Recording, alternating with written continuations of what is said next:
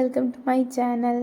So இன்றைக்கி நம்ம சேனலில் நம்மளுடைய லஞ்ச் பிளேட் சீரீஸில் பார்ட் 2 பார்க்க போகிறோம். பாஸ்தா செய்கிறதுக்கு ஒரு கப் பாஸ்தாவை தனியாக எடுத்து வச்சுருக்கேன். அதுக்கப்புறம் ஒரு பாத்திரத்தில் கொஞ்சோண்டு தண்ணி ஆட் பண்ணி நல்லா கொதிக்க விட்டுக்கணும். ஒரு கை அளவுக்கு சின்ன வெங்காயத்தை சின்ன சின்னதாக கட் பண்ணிவிட்டு ஒரு 2 பச்சை மிளகாய், அதுக்கப்புறம் ஒரே ஒரு தக்காளியை நல்லா சின்ன சின்னதாக கட் பண்ணிக்கோங்க.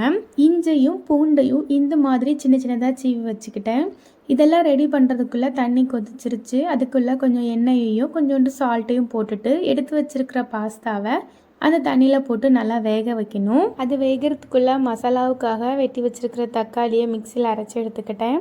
இப்போ ஒரு பாத்திரத்தில் கொஞ்சோண்டு எண்ணெய் ஆட் பண்ணிவிட்டு வெட்டி வச்சுருக்கிற சின்ன வெங்காயம், பச்சை மிளகாய் இதை ரெண்டையும் போட்டு நல்லா வதக்கணும்.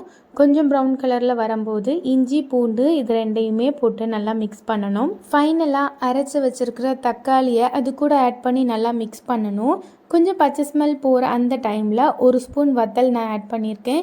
கொஞ்சம் ஸ்வீட்காக டொமேட்டோ சாஸும் ஒரு ஸ்பூன் ஆட் பண்ணியிருக்கேன். இப்போ நல்லா கிளறி விட்டதுக்கப்புறம் ஃபைனலாக தேவையான அளவுக்கு கொஞ்சோண்டு உப்பு மட்டும் ஆட் பண்ணிக்கணும்.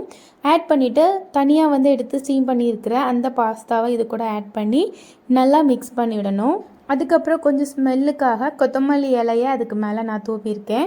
அண்ட் கொஞ்சோண்டு ஒரு பாதி ஸ்லைஸ் சீஸை மட்டும் நான் உள்ளே ஆட் பண்ணி நான் மூடி வச்சுட்டேன். கொஞ்ச நேரம் கழித்து அது ஸ்டீம் ஆகி நல்லா உருகி இருக்கும். இப்போ அதை எடுத்து சுட சுட பிளேட்டில் சர்வ் பண்ணி சாப்பிட்டா சூப்பராக இருக்கும். லஞ்சுக்கும் பெஸ்ட் டிஷ் அண்ட் ஈவினிங் ஸ்நாக்ஸுக்கும் இது அல்டிமேட்டாக இருக்கும். நீங்களும் ட்ரை பண்ணி பாருங்கள். தேங்க்ஸ் ஃபார் வாட்சிங்.